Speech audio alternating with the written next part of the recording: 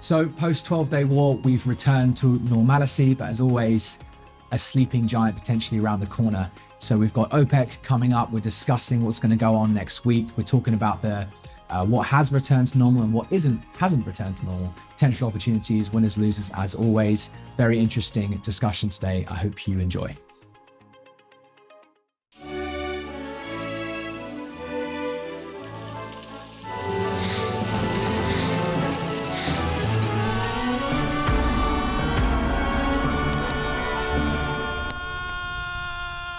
Harinder. Absolutely, yeah. So from last week, we were in a really hot market. I'd say we're still, in a pretty heated market, but we have returned to normality more so.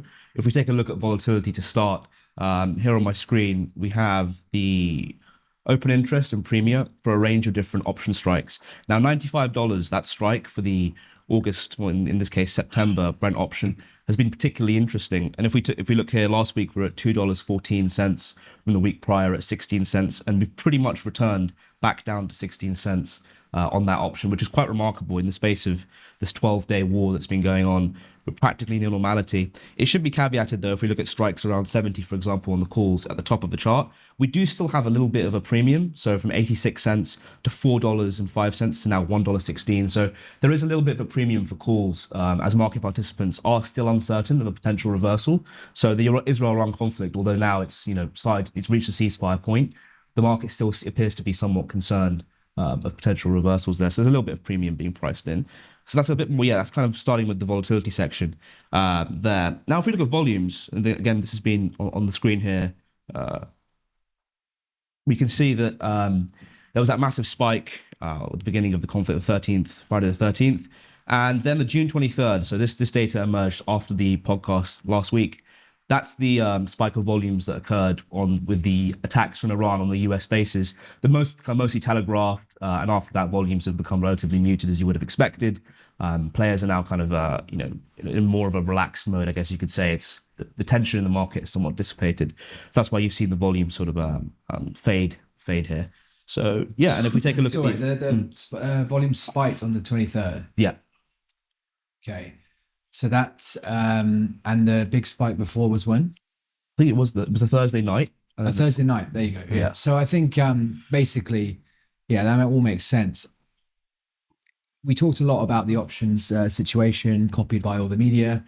They're late to it, but basically, it makes sense that once it's over, a lot of volume came in, and actually, it kind of makes sense what you're saying about volatility from what I've heard, which is the big trade on the flip side of obviously everyone buying options was actually to sell volatility, which is, again, it's not a typical thing. Like, I think this shows you the modernization of the way the trade houses are trading. It's a lot less, vanilla punt as it used to be.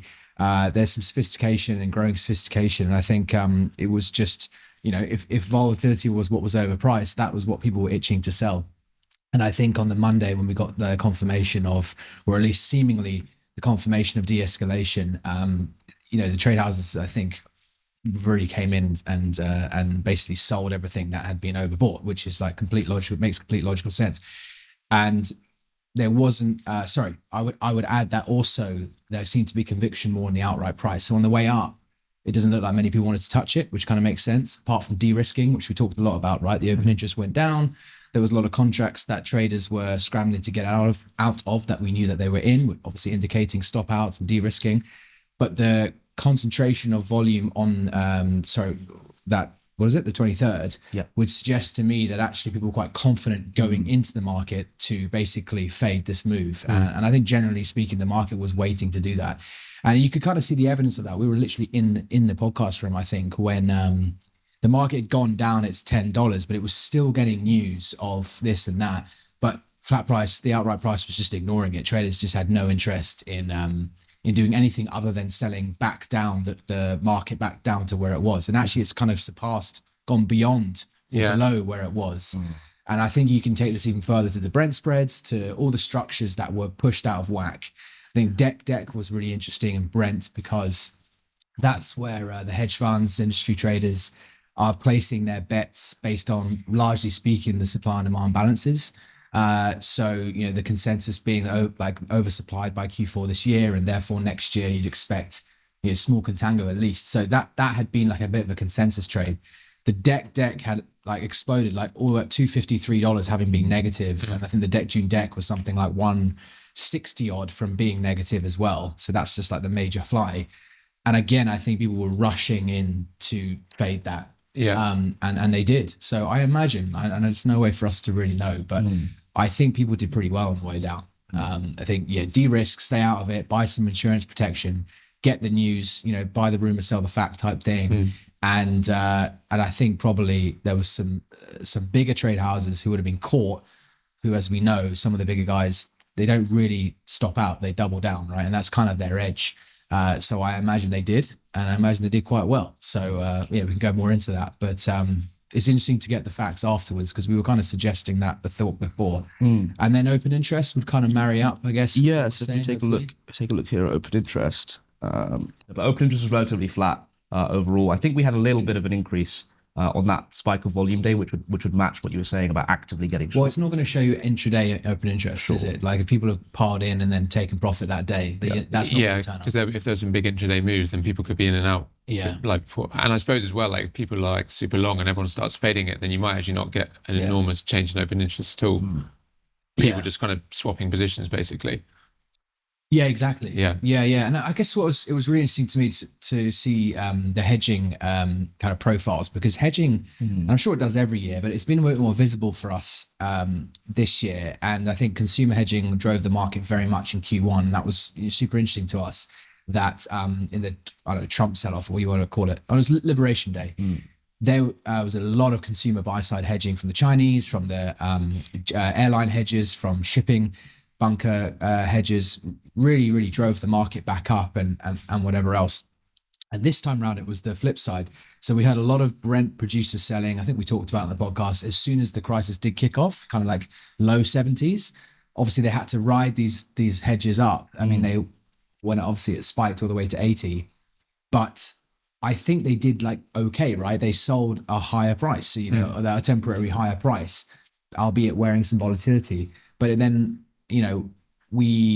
I don't know if we've got the evidence that during the crisis were they also like, I'm now going to stay out of it, or do they continue to hedge? And certainly when the crisis de-escalated, there was evidence of more producer hedging, I think, right? So it's kind of scrambling to be like, all right, it's over now. So blah, blah, blah. Exactly. Yeah. It's like very easy to say, oh, you should have sold it when it was peaking, but they kind of did. They just didn't quite get the peak. Yeah. But it's been a really, really interesting market. Like now the dust has settled. So, okay. So yeah, you would summarize that as like a hell of a ride. And as I said, like some decent articles coming out with kind of journalists got no clue how it is to trade, but suddenly acting like they do. But apart from them, it's been like a lot of talk about it and whatever else. But I've been amazed at how it's just like that. It's over. The news cycle And was we're just really quick. We're just completely back to where we were. Because 2 weeks ago, I think it was 2 weeks ago when it kind of started. I think we were making the remarks about like how much it would be like amplified in the news, and like BBC, like the main page on the BBC was like, what does this mean for petrol price? Like, what's going on with oil price? So very quick, they were like shouting about it, like making real like noise about it. More than the industry was. And then all, like you say, all of a sudden it's just like, if you'd gone on holiday 10 days before and then come back, so nothing's changed. yeah, nothing's changed, yeah. Which is pretty remarkable in its own right. As you said, there's a tiny bit of lingering fear in the suggested option prices, but tiny. Yeah. Which again goes back to my point that the market wants to be short. The market was short. It was itching to fade this move and not just be like, oh, this is overvalued, let's sell it. So let's drive it back to where it was. And that's where we're at. So now, we're going back into what we were talking about before. We're kind of spoilering alert you, but obviously the herd mentality type stuff, we're going to be heading towards OPEC. So you did say it's still kind of hot. I guess I would disagree, because it's so gone back to where we were that like just all of a sudden we're like very kind of neutral market. Like, I don't know what you call it, lukewarm or whatever. Yeah. And you probably just that the fact that it's come off so quickly and whatnot is it's kind of not really being hot. It's just that's it literally cooling down, I suppose. It's just de-risking and reversion back to normal, basically. Yeah, exactly. But yeah, it's just bizarre how quickly it's all come about and how the news cycle is just over it. Yeah, actually, maybe just to finish on this then, because I guess the point of this section is to kind of suggest it almost from like a risk management perspective. Is it hot? Is it lukewarm? Whatever.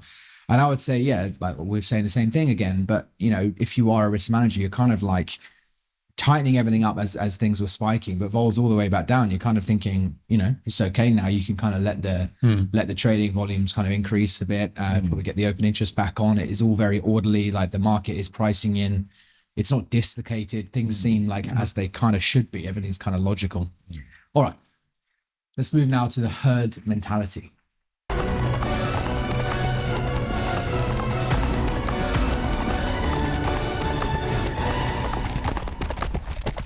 Okay, so I've just already said like moving towards OPEC, and I guess do you want to just give a summary of like what people are maybe thinking, or are there anything like residual that people are still talking about Israel Gaza? Israel Iran situation. Yeah, so I think a good place to start would be that, like you said, the market has returned to a sense of normality with the addition of now this like Iranian oil that's capable of flowing. So Iran, the US stance towards Iran. I mean, Trump has tweeted. Maybe if I pull it up here, has tweeted about how he's happy to allow oil to be purchased from Iran on my screen here, from China. So that's a totally different stance to what he was pursuing before. He was max out sanctions on Iran. So now there's this more kind of loose perspective. And indeed, if we look at the balances, Onyx's own global oil balance for 2025 and 2026 here, we're seeing an implied stock change over 2025 of 1.8 million barrels per day.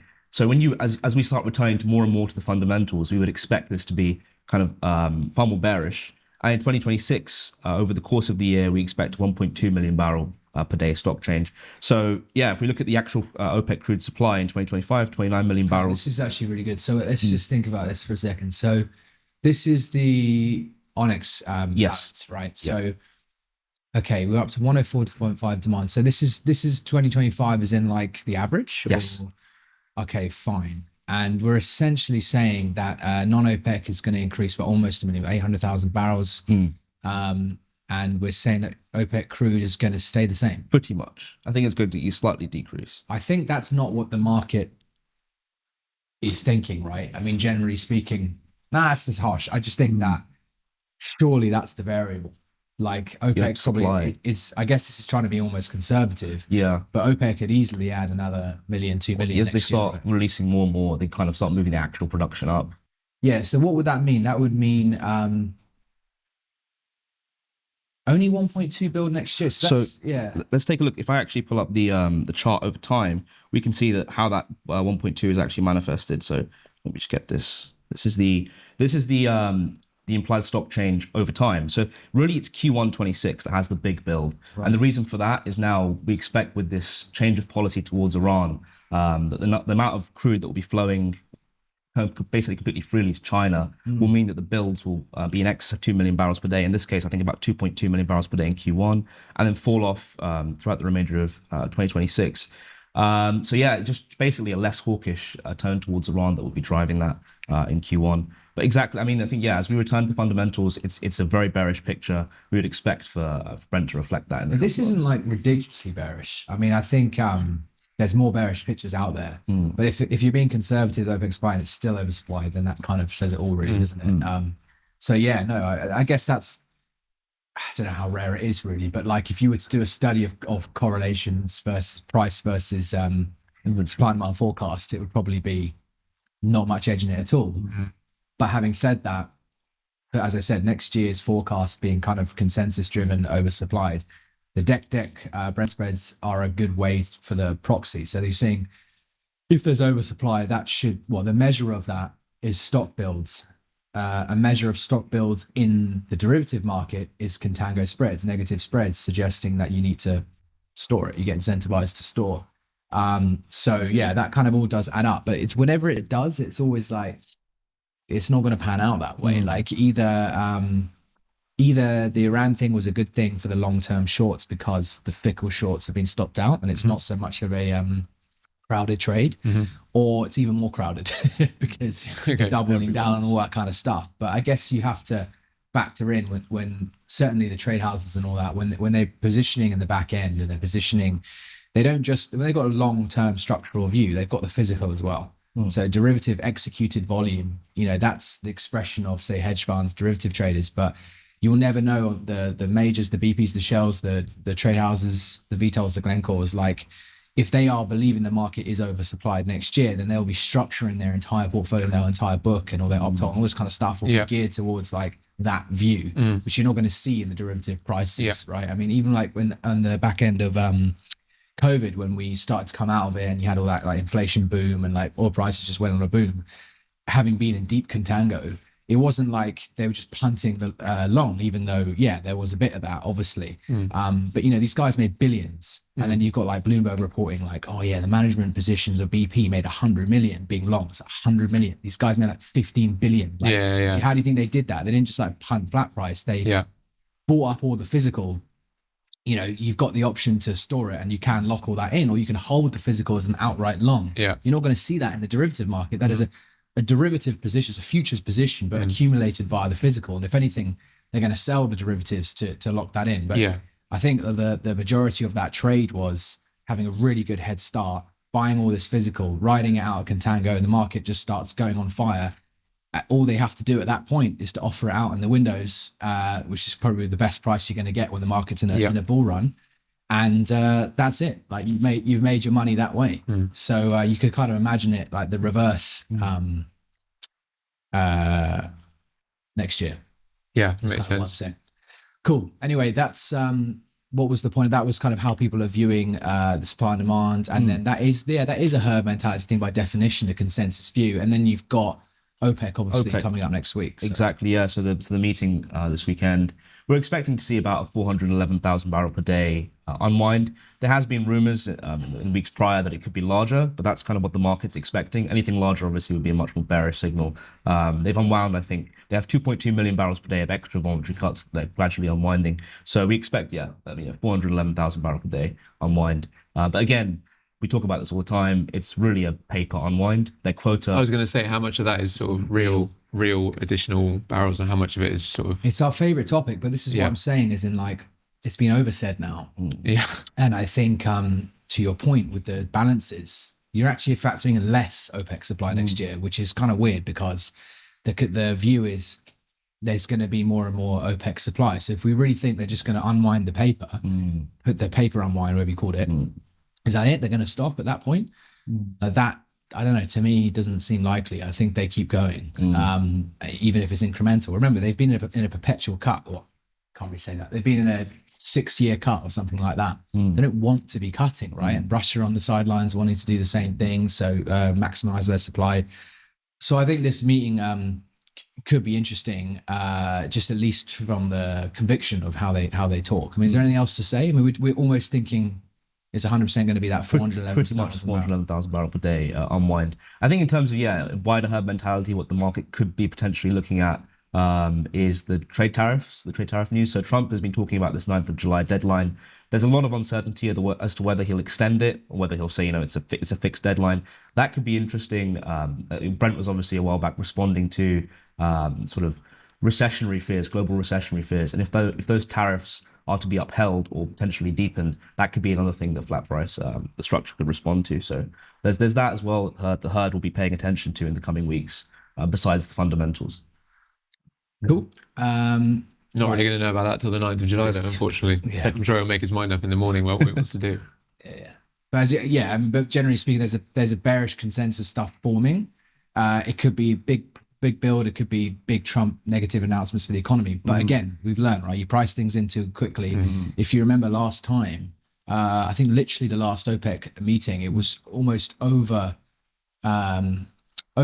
People were pricing in like way too much of a production increase, or at least like too much downside for that. And then actually, once the news got announced, we kind of had a bit of a short covering rally, if you remember. So that's always the risk. Anyway, let's now move to talk a bit more minutiae here about OPEC. This is crossing to the officials.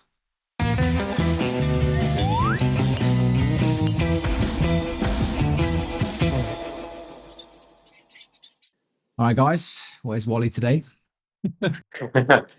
Yeah, so on the OPEC question, I think as Harinder said, really, the market is expecting another 411,000 barrel per day increase in quotas. And I think the best indication of how the market is, or why we think the market's expecting that, is the headline that came out yesterday, suggesting that this is likely. that we'll have another of these 400,000 barrel increases, and the market didn't really move at all. So you could say that that means the market's already priced it in.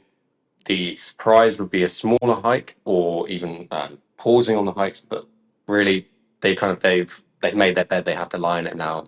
They've committed to an incremental increase in the quotas. So there's little reason that we can see for them to alter their course. And the key, again, as you've mentioned, is paper versus real barrels coming into the market. So as we've been saying before, the one with the capacity really is the Saudi Arabia, and we're expecting again they'll have another 170,000 barrel increase to their quota. But the key indicator for them really is the OSP, right?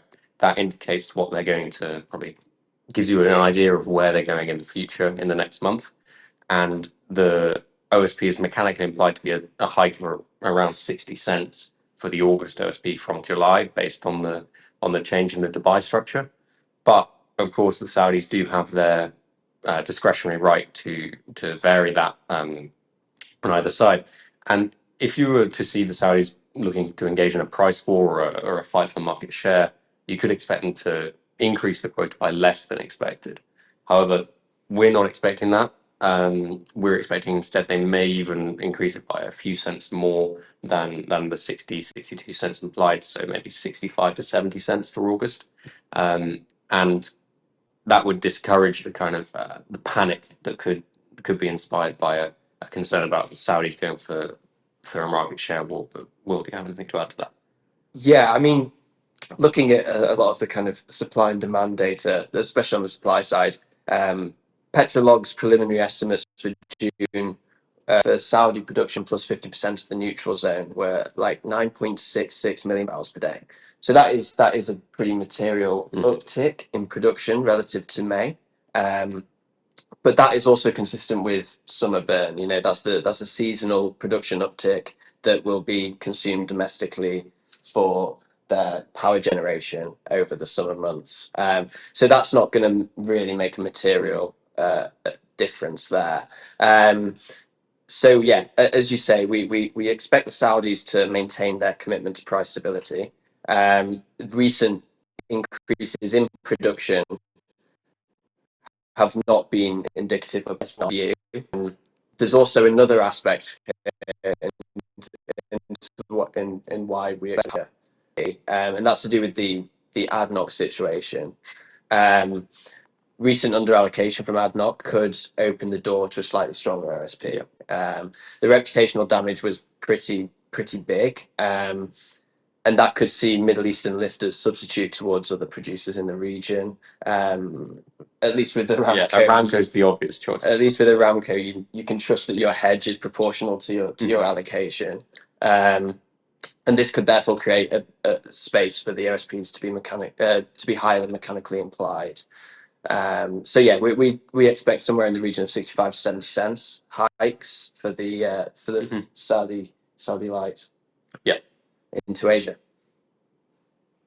Yeah, I don't think we've seen the end of this ADNOC scenario, and certainly in the Dubai structure, there's a massive kink in the curve. And I think we'll talk about that a bit later. But hang on, you said that you expect the Saudis to maintain their price stability strategy. Is that actually how we're summarizing it? I mean, that's what you think they're doing? Yeah, so I think for the time being, until we start to see really kind of aggressive OSP pricing, they're going to maintain that kind of that OPEC solidarity. I think it's also the question of consistency, because they've had these 3 consecutive months of 411,000 barrel per day increases to the OPEC plus quota. Yeah. And like we saw yesterday with this headline about the similar increase for August, that didn't move the market. So what would really affect the market and potentially destabilize it, perhaps in their view, would be to deviate from that course. And I think that's the main reason that we're expecting them to continue consistently until they finish this incremental unwind of the final 2.2 million barrel per day quota cut, at least until that point, and then maybe they can reevaluate for the remaining voluntary and group cuts. So I think it's really important. I think it's good that we brought it up, because again, going off the balance that we've got you're not expecting OPEC to take it any further after these paper unwinds. And then if you're saying the mentality, which is the most important thing, by their own admission, right? The Saudis' own admission, they look at things very from a psychological perspective, a market sentiment perspective, and people are going into this. I would say if you Google stuff, if you listen to whatever the main media out there, it will tell a picture or a narrative of market share, and that's certainly been banded around. But you're basically saying the opposite. I think it's almost like they got in this mess of oversupply, people taking the piss with production, and they had to unwind that from a sentiment perspective. Like nothing's changing with production, but they had to get back under control. And as you say, no OSP changes. You've got even Putin saying, yeah, I agree with the assessment that the demand's there. In other words, yeah, look, I actually don't think that's consensus what you're saying, but I can kind of see for sure your logic. And I think that, I wouldn't say it's worrying, but it's like if you're short, which I think the market is trying to generally be short. I think that's what we've kind of seen and what we're saying, especially post the 12-day war. As I said, last meeting, it was overcooked. People were over expecting this sell-off. And if anything, it's kind of leaves you vulnerable to the upside. If it really is a price stability strategy, then they're just going to halt this talk of production increases once they've on paper unwound all the mistakes from the past, then nothing actually changed from a physical perspective. And as you say, they don't cut their OSPs. So it's not a market share strategy. And you kind of, I guess from that, probably need to be a little bit careful if you're too short, because the market reflects the net positioning and risk of the market of the participants. And if the majority of the participants are already short from a speculative point of view, or they've hedged, then you kind of got the net result of what the market thinks is going to happen, but it's priced in a oversupply, which might shock people. So that's definitely something I think we just keep talking about, because you were quite clear there. And I think if that's your guys' view, that's slightly not the consensus. So that's going to be super interesting. So next week, let's see what happens. So thanks, guys. Okay, so now we're going to try something slightly different. We usually have the hedge fund watch. We're going to move this more towards the wider macro themes, oil equity, hedge funds, things like that, all together in one. So we've called this the macro mayhem.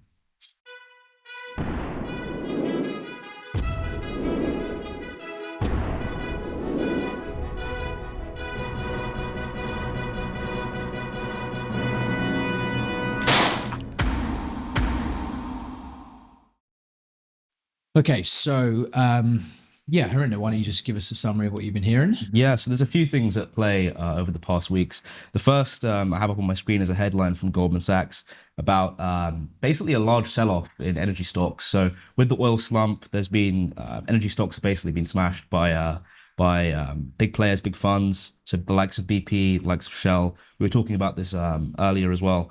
That's kind of one of the main things that's been happening with the sell-off that we've seen, broad sell-off we've seen in markets. Other news we've also seen, Pierre Andran's fund hasn't been performing all too well. His copper and cocoa bets haven't really been paying off too well. So we've seen, I think, down, I think 15% was the stat that I heard over the first 3 weeks of June. So pretty poor performance from him. Yeah, the guy always gets loads of airtime because he was so big for so long in like the 2008 to 2015 time, I guess. But yeah, it's always just about clickbait now. Like there's a lot bigger funds out there doing a lot more stuff in energy. So what about the wider? Because I think last week we said Goldman's was saying that people were pretty risk on the oil equities or defense stock and things like that. I guess that's being unwound now. I think we might have. You probably saw like the similar sort of what you saw in oil price. You probably saw the same kind of open interest spike and like hysteria buying, and then like this whole, because I guess this story in isolation is not that crazy, right? Like people actually said what the story is. The hedge funds selling energy stocks as oil stocks. Okay, like that's quite a standard thing, isn't it? Because a lot of people use that as a kind of proxy into oil price is buying a Chevron stock or something. Okay, but so that is what happened, right? So we've got an article headline to be. Yeah, so just a quote from the article is that it's reflecting bearish sentiment in crude as they anticipate less profitability for energy producing companies. It's reflecting like a fundamental view by selling. So they haven't actually said that they sold back energy stocks, defense stocks that we talked about last week. No, not necessarily. I don't think this is necessarily the case. I think this is more just a response to the sell-off. as opposed to interesting. Well, I guess if you've got a defense long, like you're not going to do too badly, because I guess also with the NATO announcement that came directly after the 5% GDP, it's pretty good trade to be long off the back of that. So yeah, I imagine I don't know, like oil. It was definitely a lot of traders were in oil, power, gas in the last few years to come in with new money and be long and make money. That obviously hasn't happened, but then at the same time, there's been money to be made being short, perhaps, was kind of the thinking. But now, I don't know, it's seeming almost a little bit touristy again, this kind of like bearish flat price trade. There's too many people in the market to do that with a kind of like loosening. Doesn't seem like the most strongest narrative anymore, but anyway. You think perhaps they could be like, I guess, doubling down too far? Now they're also selling the stocks of these energy companies as well as flat price. Like you've got this situation where everyone's like bearish flat price, and if it turns out that there's more upside than people think, now everyone's like just expressing a view that's short. Yeah, things just get priced in so quickly. Like maybe that's just symptomatic of just more hedge funds and like more fast money in general. So this might just be something that we talk about all the time. It's just like, that's true. When there's like an overarching narrative, like there's just so much fast money now that it just always gets overdone. Like no matter what happens, it's just like, yeah. We've got to remember as well, like Goldman's and definitely Goldman's, but other analysts as well, they have to be careful because people are quite literally buying their consultancy research to justify their positions internally or justify their actions, their hedge fund portfolio. So it might not even be like, oh, they're now selling because they said so. It's more like, look, see, they said it as well. So it drives a kind of the bad consensus, which is like, is justifying lazy positions. That's the kind of way I see it. And again, I always go back to 2021 when we were on the way up really towards 100 before even the war. And shale oil executives were like, just not hedging. Because they're like, are you joking? Why would I hedge when every single analyst and every single bank is like, oil's going to 120? So why would I sell? Or should we buy back our hedges? Yeah, exactly. Yeah. And that's massively dangerous for the market because it exhausts. It's like a vacuum, right? You've taken out the structural selling flow that's been there that usually creates liquidity for the buy side speculators and creates some kind of order. And instead you have this vacuum. And what happens in a vacuum? Things just go nuts. Then the margin calls happen and the markets break down. So you don't want like lazy consensus, if that makes sense. And these guys, I don't know, they almost feel like they have to make big calls. Otherwise, kind of what's the point in them? Yeah. So it's, that's kind of what you're saying, right? It's like, generally speaking, it's always going to be overdone because people have to talk up the news, talk up their name. I said this was going to happen. Like we said, that analyst report, I remember we read not too long ago. It was like, basically, if the market had gone up, they would have said they were right. And if it had gone down, they would have said they were right. It's just like the skill of a professional analyst. Yeah, it's like how can you argue both sides of it but make it look like you have an opinion kind of thing. And that you had conviction. Yeah. So you've got to give Jorge some respect here. The guy is like so high conviction. When he gets it wrong, he's so wrong. At least he goes, oh, I'm sorry. But it's in like, I think that's what you should pay for, or that's what you should want to see, understand their reasoning, but not someone who's trying to like sugarcoat it and like, the price goes down $10 and they go, we're reviewing our our forecasted price by like whatever. It's like, but I know why they need it, because again, if you're trying to market a business, invest in a business, if you're trying to mark your inventories, anything you're doing like outside of gambling, it's really important to have some kind of professional forecast and outlook. Like if you wanted to buy any like stock, shares in any business, you'd need to like forecast something behind the business drive, and not just blindly being like the profits are going to go up. So the profits have been driven by what? It could be the oil price. So therefore, what's the forecast oil price, and what's a reasonable estimate? If someone says, "Man, oil's definitely going to 200," and you bet on it like that, you might as well just be long flat price, right? So I understand why these things are important, but they can drive. And I think they almost don't think it's okay to be like, look, with everything as it is now, this is what we think, which is kind of what Jorge does, right? It's like this is the information we have. Would get big businesses in a lot of trouble if they were going to be so high conviction on it. That's what I'm trying to say, I guess.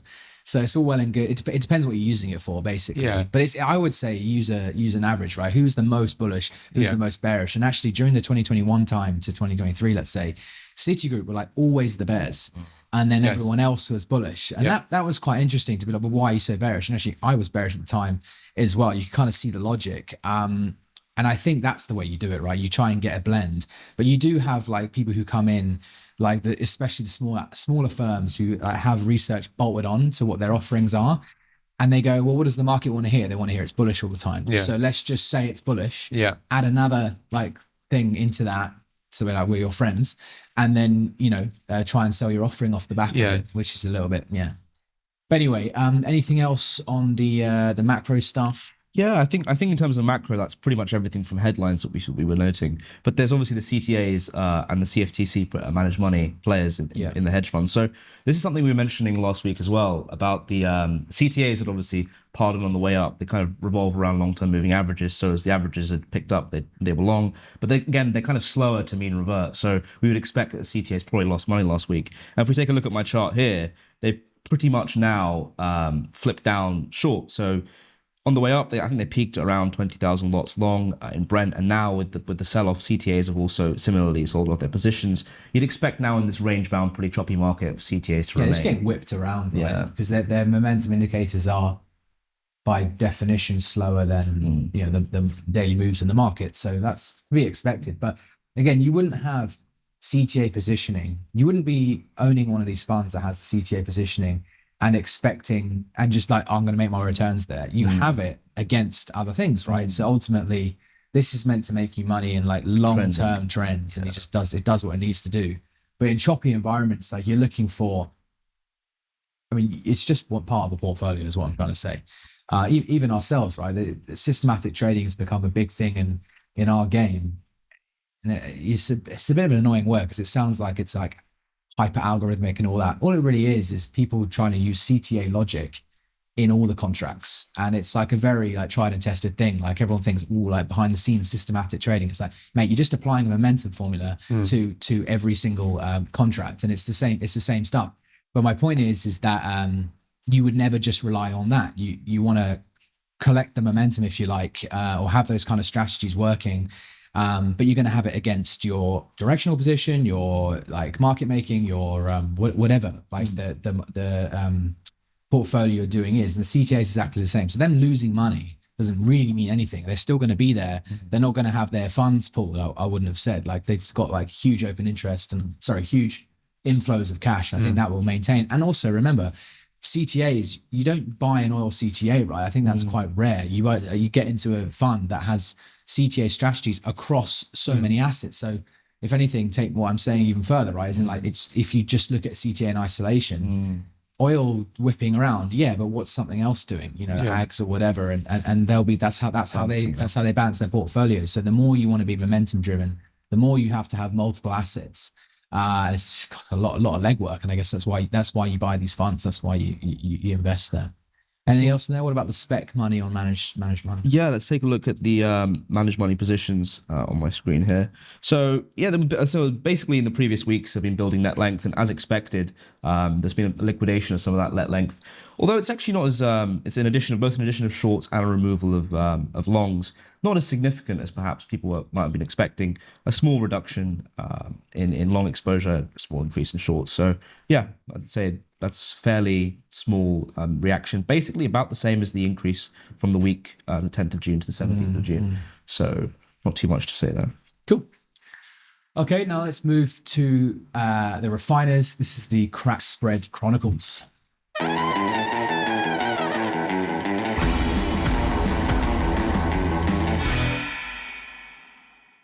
Okay, so refiners, we're talking about more year. Again, massive win for them with margins going high once again during the Iranian, the 12-day war. Just almost defying belief to some extent, right? I mean, we were talking about it on the floor that the margins are so high and so stubbornly rallying against crude, the products minus crude, that it's almost looking like the market is pricing in there's not enough refinery capacity in the world, which again, if you look at analysts, traditional media, they're jumping on these things to explain it, right? And one of them was, yes, we are really struggling here. There's closes, there's a recent closure I think you're probably going to mention in UK. There's, generally speaking, an appetite to down tools for refiners. There's that talk has been going for a long time in Europe.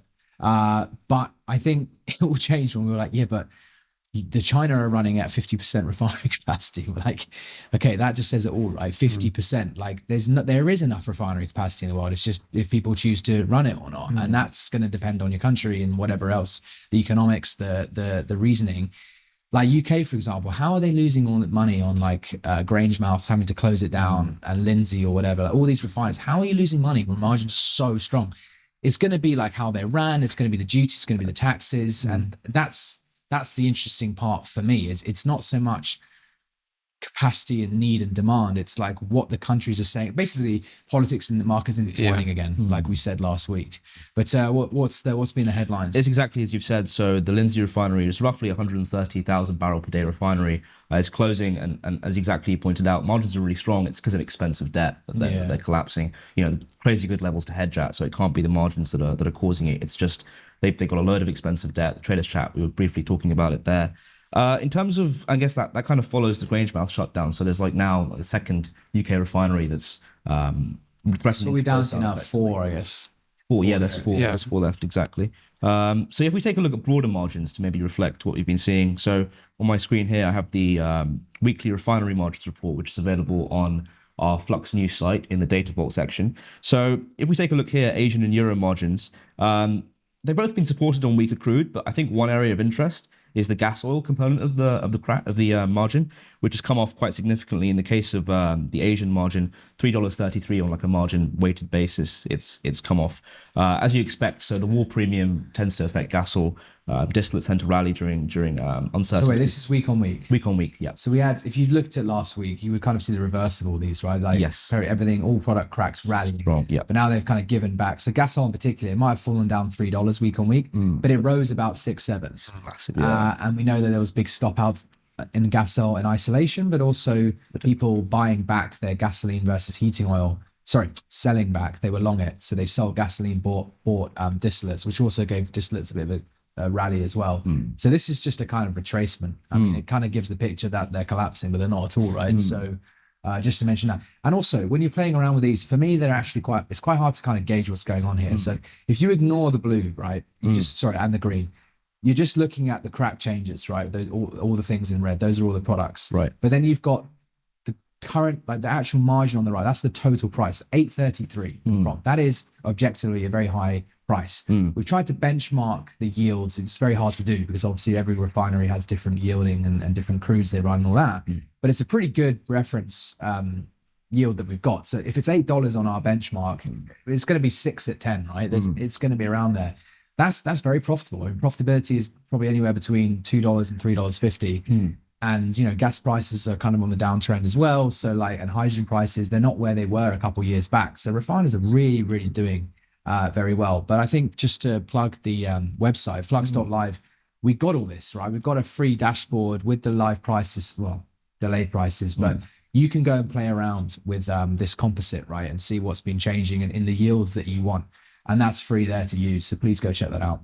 Absolutely. Anyway, you were just saying this is... Yeah, I had a small point there as well, following on the margins in terms of the forward curve. So we also have the margins looking forward. As Greg was mentioning before, the product spread tightness versus the crude being loose in the deferred. We've sort of seen that maybe come in a little bit. So if we take a look at my screen here, the margins, the deferred margins have fallen off a little bit. So I guess the deferred product boxes would have been narrowing slightly. But again, that's something that's a bit of a dislocation that traders are looking at, whether the product spreads are too high or the crude is too loose. The deck, for example, is kind of pushing into contango.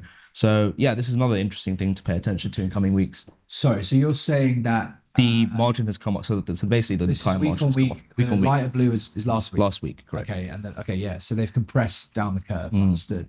And that's in Asia and Europe. Interestingly, the Asia's more smooth. So what have we got? We've got Q3 next year is in Europe quite discounted to Asia, which is interesting. Okay.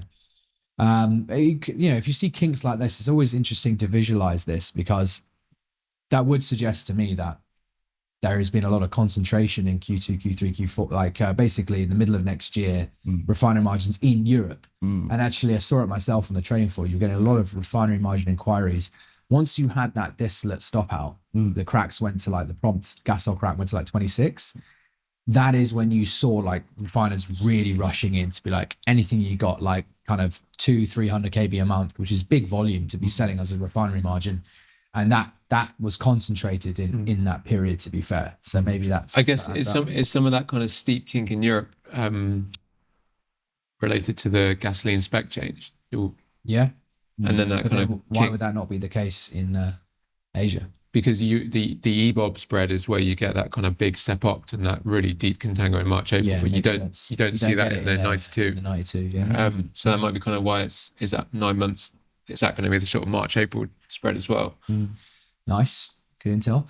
But yeah, maybe. I mean, either way though, what I'm saying is it's like all the evidence is that there was good refinery margin hedging. So at least they're alert to it, and at least it's like, you know, these are high. They're aware it's high and they're locking it in. So that just means refiners are going to have a good time. They're going to be running, and it's supportive for crude. But if there is oversupply, going back to that, we have to start seeing it in the stocks, because if they're not going to run, then they're going to, in the product stocks, because if they're not going to hold back from running their operations, then it's got to come out somewhere. So it's actually, it feels like it's not that certain. All these balances and all that. I mean, we just expired yesterday at like 85.90 on the Brent cash spread.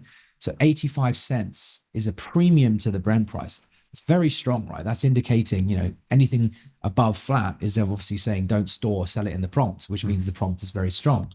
To be 85 cents is very, very strong. So where is this oversupply? So yeah, it's coming in Q4, it will come. But we were told in the balances Q2 this year was meant to be building. And I think there have been some indications of stock builds in non-commercial, but I think I might be mistaken there. But I don't think we're seeing the evidence of this oversupply yet. So it's going to be interesting. I don't know when the crunch point is, but usually Q4, like, this is so generic, but generally speaking, if you're bearish, Q4 is always a good time to basically for that to be priced in. So you kind of, when everything has a rally in Q3 and you're axed with a bearish view, you should kind of be selling like peak Q3, like basically around next month. You should be looking to get into your short positions in Q4.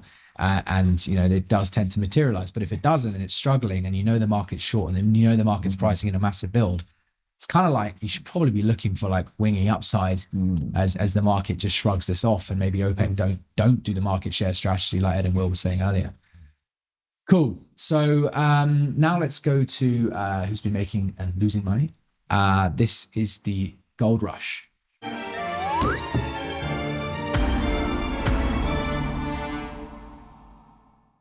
I guess I kind of said it already, like refiners are really cleaning up. So they're not really they are a participant in the derivative market as well. I would say, you know, you have to say that they're a big structural winning position in the market. And who's been trading against them? Well, I think if anything, like consumer hedging has been there. So I wouldn't say there's like a huge loser from the refiners making money. If that's having said that, consumers, whether they lose or make money, they never, right? They always just have to pay the price, and they're paying. They've got a big saving from last year, so consumer activity, they're probably not too bothered, right? And the Iranian, the 12-day war, there might have been a spike over a week, but that's not really going to materialize much into the average price. Yeah, right? it still kind of smooths out. It smooths out in the end, doesn't it? Yeah. So the retail pump prices are not going to be crazy. So if anything, they're happy, even though they've hedged higher. Refiners are taking the other side; they've made money. So it's like, in a way, it's like the best thing that could have happened for a market, that there's no like really hurting participant from that point of view. But I've stolen your thunder a bit. What is the gold rush? Exactly, yeah. So we've chosen the 0.5 barge crack, the July 0.5 barge crack, as a sort of like a representation for the market, like a sort of where the refiners have made money. We also kind of have some reasoning around why perhaps with vacuum gas oil being used for distillates or for diesel with the rallying. You've jumped quite niche quite quickly though. So 0.5% in Sing or Europe? Or? This is so the 0.5 barges, so Europe. Okay, so Europe. So this is the very low sulfur fuels. It's the mandate shipping fuel to be desulfurized. But you know, we thought it was kind of coming to the end of this, because it seemed like so many ships had taken on the scrubbers to buy cheaper fuel and scrub it, get rid of the sulfur. That uptake was huge, right? And the shifting refinery operations looked like it was kind of basically going to price out this huge premium that we've had for a while in very low sulfur fuel. But you're basically saying it spiked again. And You were just explaining why. Yeah, so one potential reason could be the vacuum gas oil is used for very low sulfur fuel or blending, and that could have been substituted away in favor of diesel or other distillates because of how aggressive they were picking up. That meant tightness for VLSFO, which could have caused the 0.5 barge crack to rally. That's kind of one area that could be supportive of it. But actually, maybe it's a good point to plug Alpha as well. We're thinking potentially this could be a good place to get short, because if that's basically that VGO now comes back online, it'll remove basically the 0.5 barges will become balanced again effectively. Yeah, this is where like it is kind of dangerous, because there's the core products, right? So we benchmark them: the fuel oil, the distillates, the jet fuel, the gasoline, and so on. But vacuum gas oil is not a contract. A vacuum gas oil is a really key refinery component. They can get out of their CDU, run crude into the CDU, get out like this secondary input fuel, basically, or sorry, feedstock from the CDU, which can be used to go back into processing and get high value products like gasoline and gas oil. But it could also be sold into the open market, and that depends on the economics of these things. So it's annoying, because if there was a VGO contract, there would be quite dynamic, but there's no hedge for VGO really, because it all depends on like what's going on. It's quite linked to obviously dated Brent because of the crude input, but then it's also can be linked to VLSFO as well. But then like if that's been sent different places, that been used here and there, like if you're gonna short something like that, it's basically very physically linked. It's very dangerous, I would say. So I wouldn't really advocate shorting that. I mean, you guys on paper obviously can express that view, but for me it's also quite a small market as well. So if something's going on that you will not have information on, right? Like the vacuum gas oil market like has tightened up for whatever reason, maybe the ADNOC situation, right? For temporarily, the Murban's been taken offline and they've like underproduced and rolled it to next month. So there's a short-term gap in like the kind of stuff, the vacuum gas oil that you don't want to be on the other side of that, because again, the trade houses who can see that and know what's going into the blending pools, they're not going to advertise that information. They're not going to put that on an analyst report and tell people, the blending economics are not looking great, or they are looking great, or there's a shortage of this, shortage of that. So you have to be really careful, right? And then they will just take hold of that and be like, right, this is a smallish contract. I know people can't really sell me the 0.5%. I'm just going to bid this to the moon. And but it looks too high. That's a really dangerous thing to say in a contract like that, because you just don't know, right? So, but your point is what? That it is historically high to be a sell? Yeah, I think it is. It is definitely on the higher levels historically. $8 on the 0.5 barge crack. Maybe Harry, you can comment on what you think that might mean. But yeah, that's one thing we were looking at. I know the kind of relationships change all the time, but it was always really heavily linked to distillate. So it could be a reaction to that sort of just complete hyperbolic move that we saw in distillates, and it's just because it competes with distillates, for some of the blend stocks. But I mean, like Greg said, it's a kind of small market, and there's a lot of blending that goes into it. And I mean, it's not a very demand-driven market. Usually, the 0.5 is quite supply-driven. So there's some sort of nuance going on the supply side. Like you're not going to see it until it's like very after the fact. So to sort of try and catch a turn on it, you'd probably want to see someone else doing it first who you thought maybe had some skin in the game. Because if you're sort of taking on like a lot of these guys who will have just such a high level of visibility than you, and control over the supply ultimately, right? It's not a huge amount of participants who are in that game. It's we've mugged him off enough. Moving on. Next week, the Widowmaker. But generically speaking, so we're saying refiners basically, a gold rush and more niche, you think trade houses have done well being on the right side of this is kind of, which makes sense with what we're saying. So there probably is something out there that they're profiting from, all that. Okay, cool. Absolutely. Right, now let's talk about the losers. This is the Widowmaker.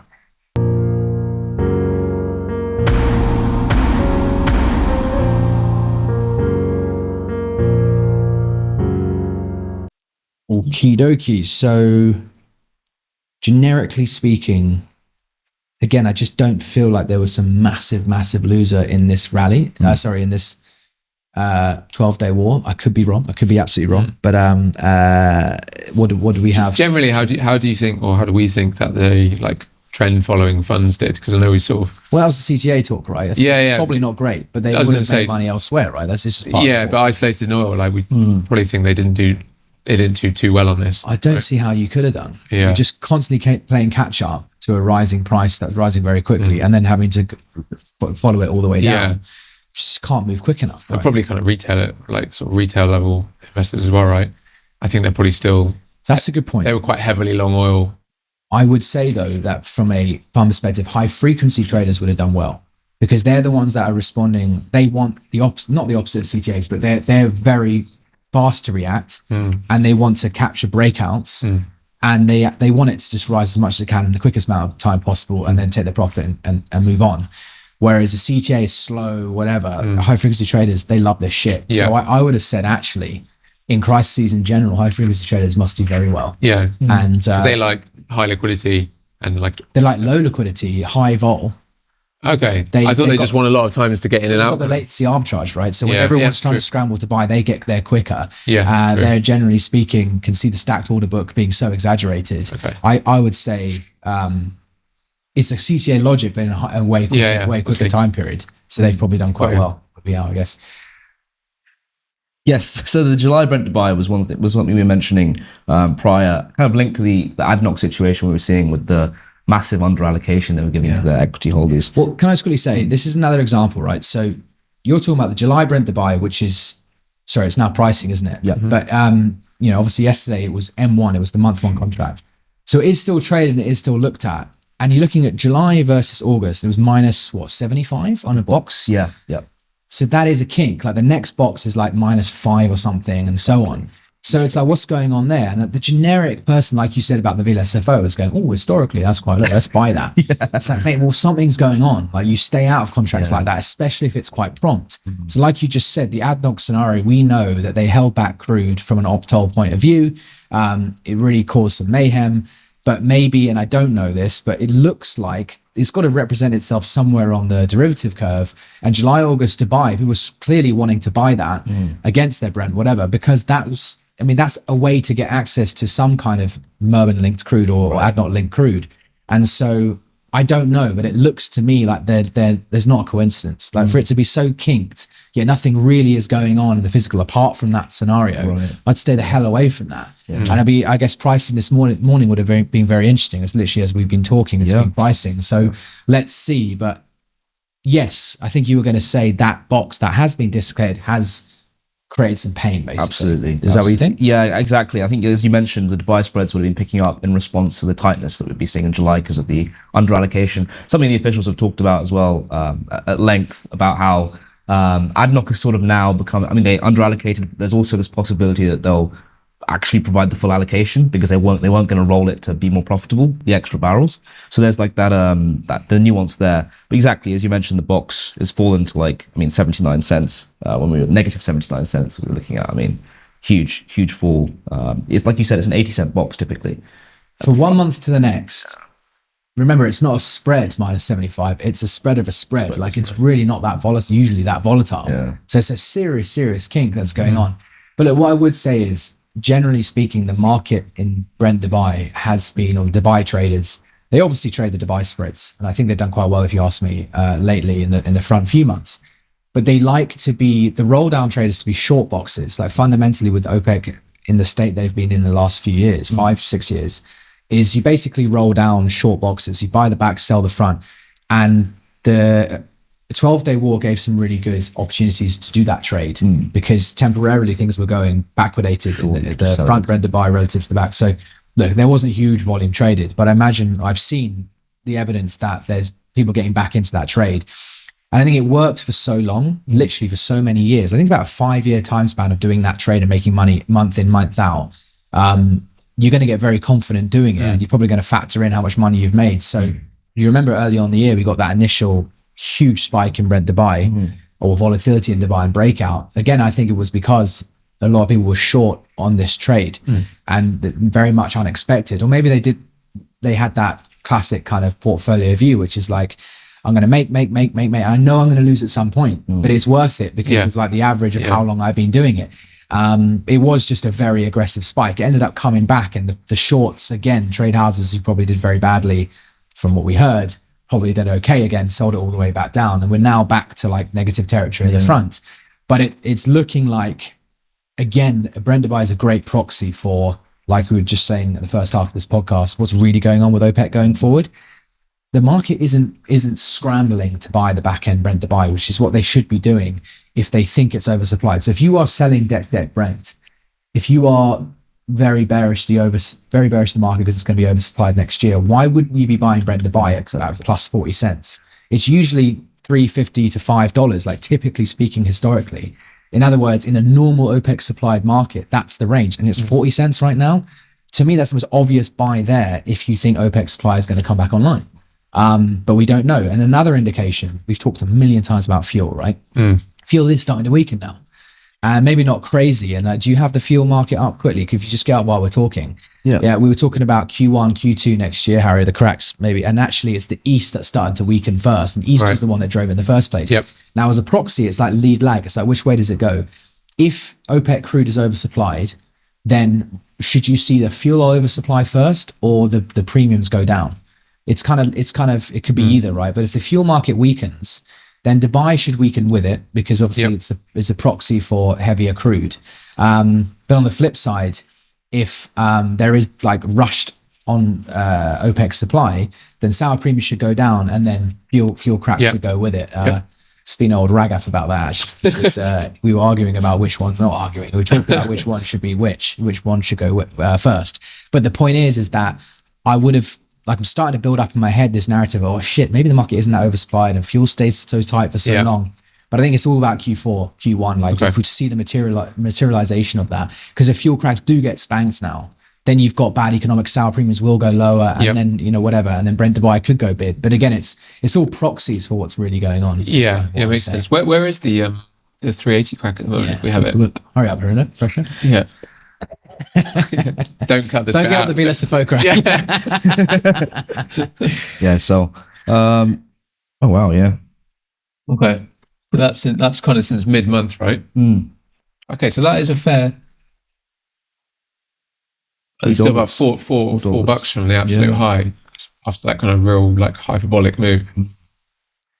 Yeah, there you go. So it's not just the roll, right? It's generally moving down quite rapidly. So look, we're still at very high levels. Yes.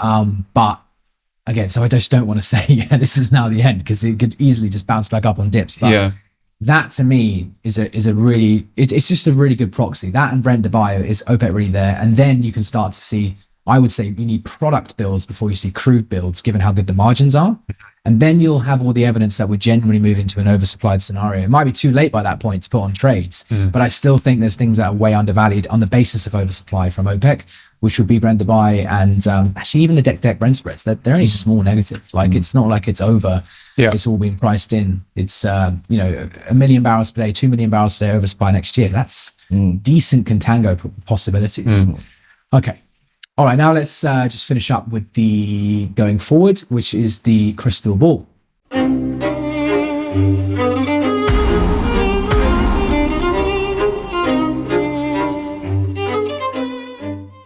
Okay, so we've obviously had a hugely bumpy ride. Brent flat price feeling very stable. Volatility, as you said, very stable. 67, the market seems to be very comfortable there. Bullish and bearish news. Maybe a bit of fatigue even again, just to kind of wait and see. So I think we said bearish kind of last week. It's kind of just like tinkering down, isn't it? Maybe we see the graph. Yeah. So if we take a look here, I should caveat this is rolling month one. So we'll be in September now. Yeah. I mean, so the obviously the Bollinger Bands had widened as the volatility picked up off the 12-day war. Now we're kind of consolidating. We're below this 100-day moving average. To me, I mean, based on what we've been talking about, I would say definitely leaning towards bearish, but I just wouldn't say so, overwhelmingly bearish. I think, if I had to pick a direction, it would be bearish on this. I mean, I think we'll probably be in a little, somewhat range bound in the coming days, like a bit choppy as the market finds its feet, but I think long term, probably, I'll be bearish. Yeah, cool. Agree. And then time spreads, Brent time spreads keep expiring relatively strongly. It's kind of anywhere between 75 and 120 in the last this year. It has like a bit of a, if you just zoom out, a little bit of weight to it, right? It kind of keeps looking like it's struggling to maintain these levels. Physical differentials in North Sea are back down to 60 cents, which sounds pretty high, and they are, but recent compared to what it's been, like 120-ish and like on fire, it is starting to feel heavy, which is quite interesting.